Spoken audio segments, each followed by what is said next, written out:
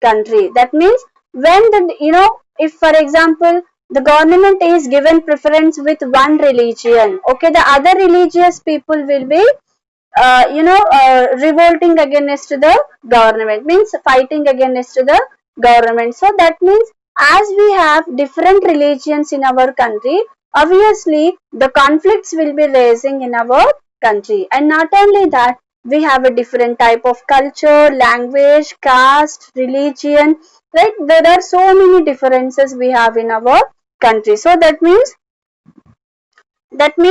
we have choice of raising conflict in the Indian society. That is the main problem of the conflict in our Indian society. And some conflicts are peaceful, where people carry out peaceful marches, rallies, and protests in the other non-violent ways. So, for for example, if any people are doing marches in the sense like group of people forming into group and they are making the rallies,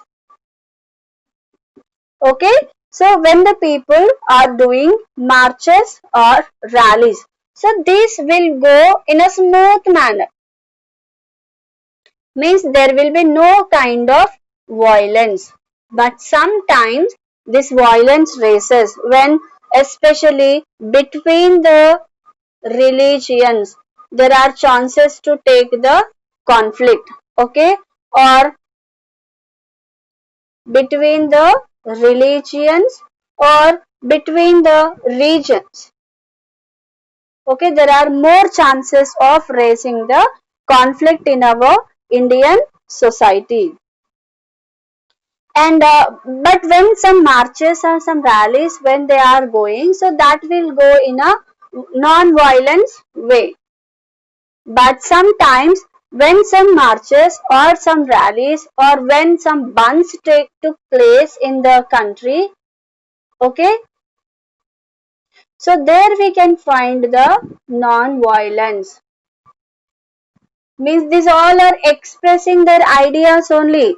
Okay, rallies, marches, conducting public meetings, this all comes under the expressing of the public opinion only. But sometimes the public opinion goes in a smooth manner without violence. But sometimes when the public is expressing their opinions, it turns into the non-violent. Just now I have said that they will damage the buses or they will burn the buses or they will damage the buildings, or the building glasses or furniture will be damaged by the people. So this all kind of, there are again conflicts are there in expressing their views in our Indian society. And but some conflicts become violent and result in the loss of life and property. So in that situation, the people also may lose their life when they are making non-violence in their opinion. I mean, when they are expressing their views, if it turns into non-violence, there is a loss of property as well as loss of human life also. So that's why in this way kind of expressing opinions is not preferable for the country, because which leads to the death of the people and damage of the properties also.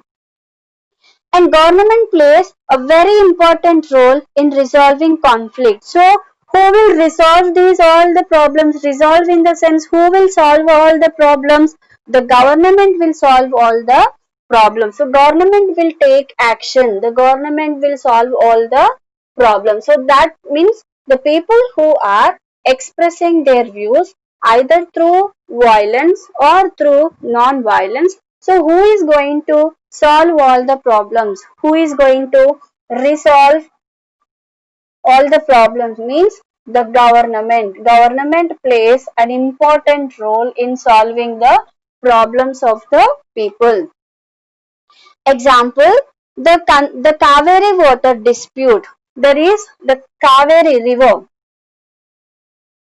I think you might have heard the Kaveri river, which is you know passing through two states, Karnataka and Tamil Nadu. And Tamil Nadu.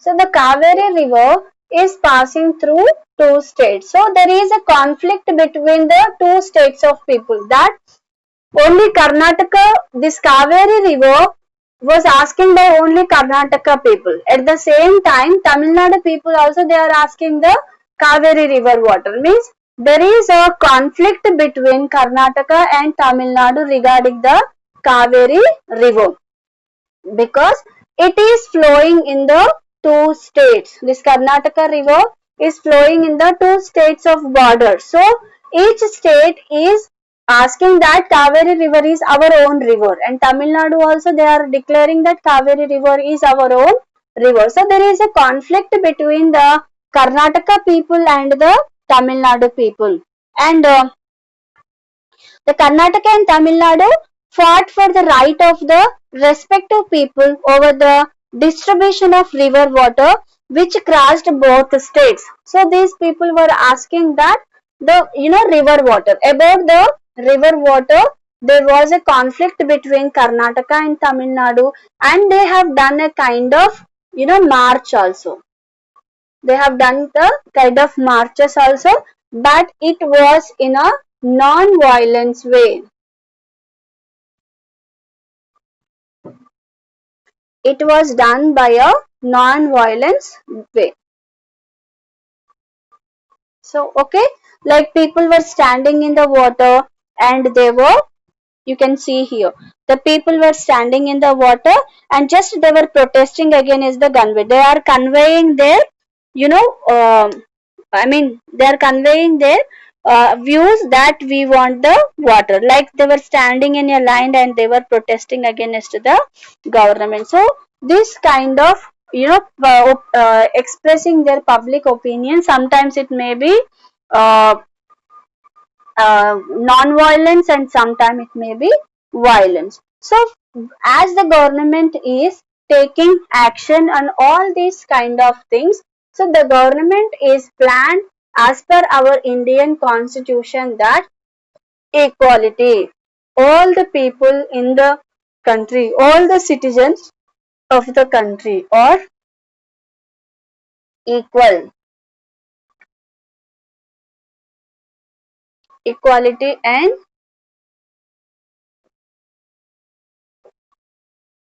justice. So this is a main key feature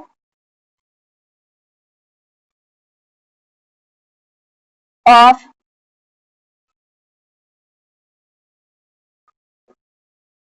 democratic government.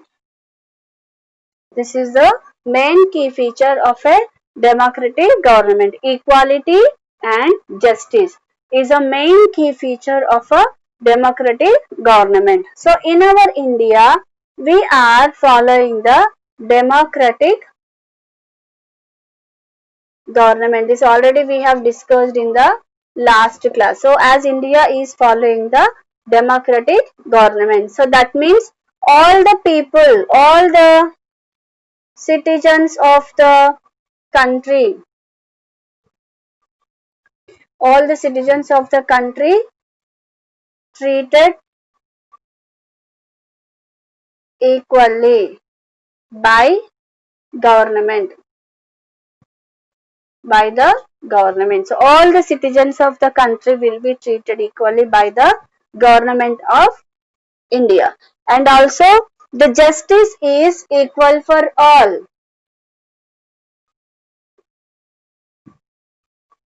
The justice also equal for all. They don't think what caste you are, what religion you are, what category you are. The government, the justice, the judiciary, they don't think about the caste and creed and religion or color or whatever it is. The justice, the judgment is equal for all, whatever the religion it may be, whatever the caste it may be, but the judgment or the justice is equal for all the citizens of the country. In a democratic country, we are discussing that people have the right to express their views.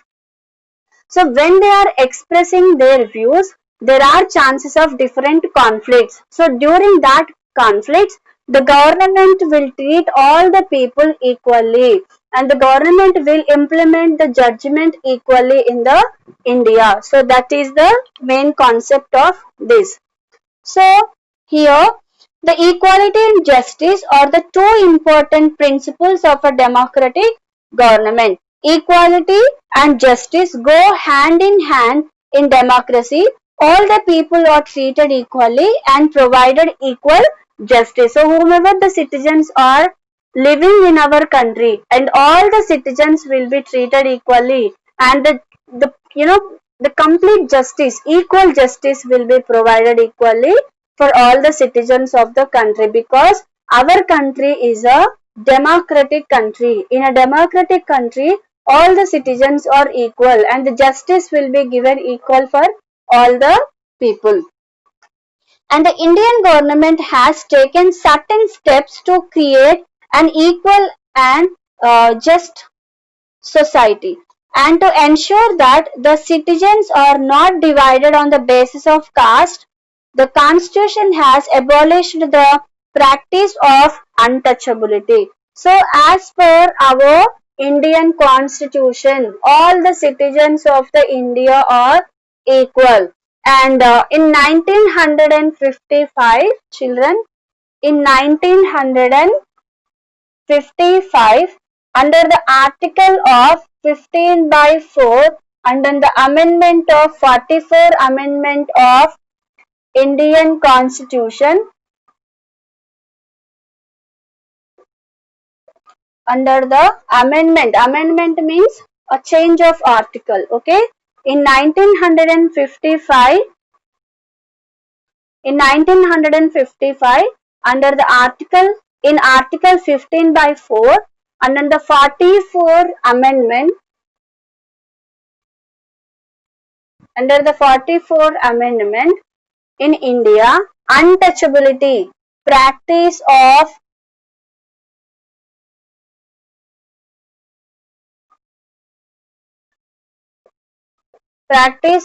untouchability was removed from our Indian society, because earlier in our country, means before 1947, that means before our independence, we used to have a social evil, which is a bad practice in our country, that caste system.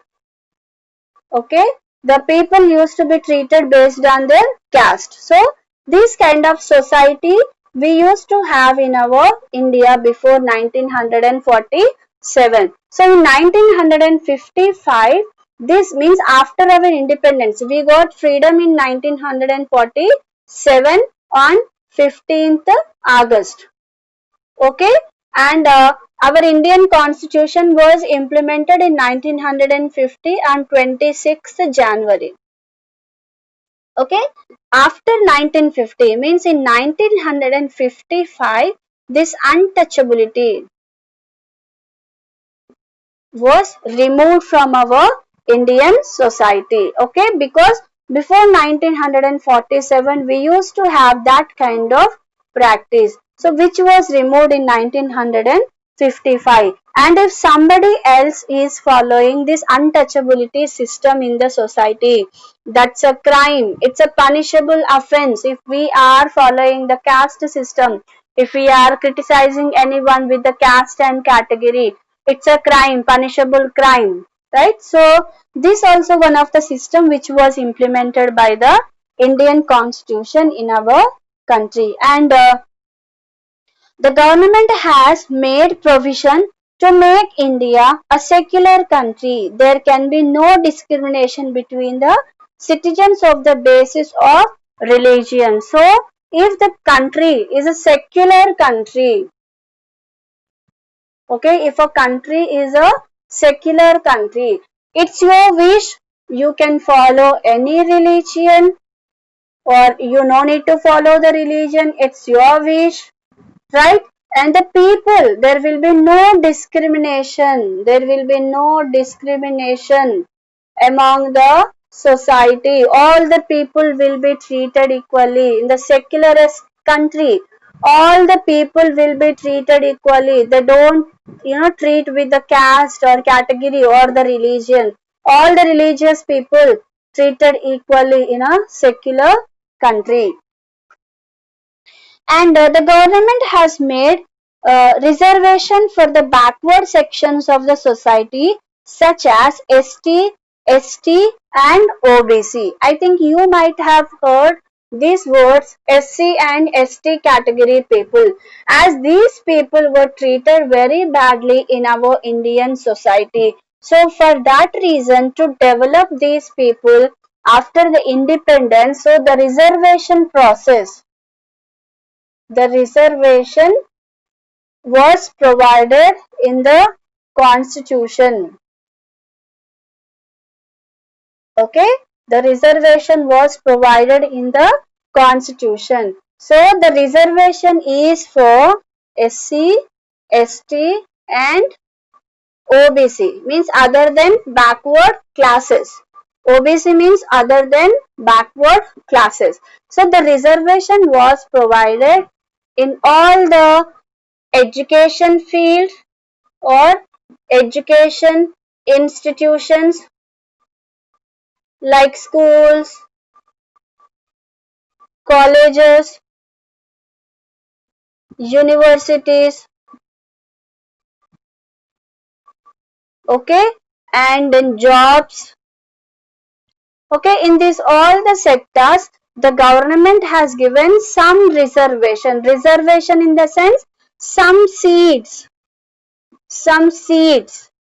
okay, or some opportunities was only reserved for this category people. Means, for example, there are 100 jobs in a company.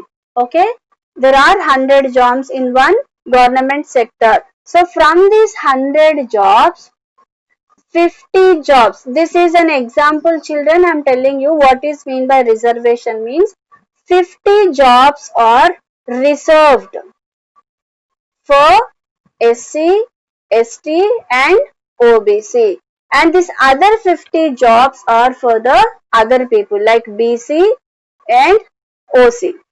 Okay, BC and OC. So this category may be little bit confused to you, but forget about these BC and OC. The people who treated SC and ST people who treated very badly in our Indian society before 1947, to develop these people in the society, the government has provided some reservation for the SC and ST and OBC people in the Indian society. So the reservation process will be there in the schools, colleges, universities, jobs, and even in the politics also. Means elections. Okay, so in this also the reservation will be there for the SC, ST and OBC people. So this was one of the initiative which was taken by the Indian government to provide the kind of secularism. That means all the people are treated equally, because these people were treated very badly. So that's why to make all the people equal. Okay, so the category reservation category is mentioned in the Indian constitution. So this is very very important. And under this, all the people of India are equal. There is no rich, no poor, no high caste or no low caste or high religion, low religion. So nothing will come under this. All the people are equal. Okay, so this was the decision which was taken by the Indian government, and reservation plays an important role in the Indian society to make equal SC and ST people into the society with other caste people. To make equal these two categories, the reservation process is written in the Indian constitution. Okay, so and untouchability also removed from the Indian society. So what is mean by untouchability? Means some group of people, okay, this group of people, they were not allowed into the temples. In the before independence, this group of people, they were not allowed into the temples. They were not allowed into the education field. Okay, they were not allowed into the education field, means schools, for colleges, for universities. These people were not allowed.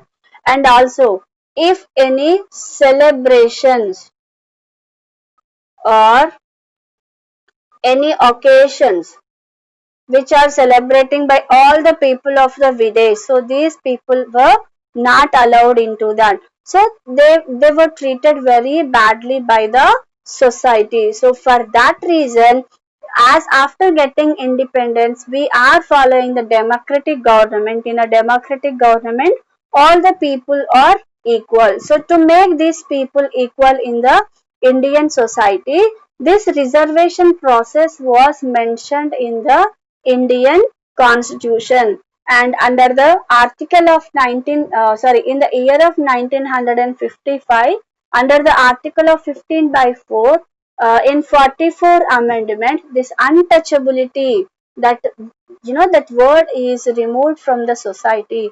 If anybody is following the untouchability system in our country, it's an it's a crime, it's a punishable offense. Also, the government will take action, the courts will take action on such people who are following the untouchability. And this reservation also will be is given by the Indian Constitution only, and these also should be accepted by all the people of the citizens of this country. All the citizens of this country should accept this reservation also.